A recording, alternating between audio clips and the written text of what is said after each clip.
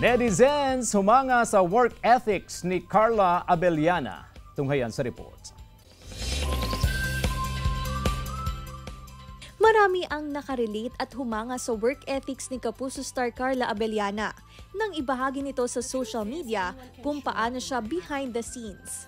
Ito ay habang nagbabasa at nagme-memorize siya ng linya para sa taping kahit na nasa bahay.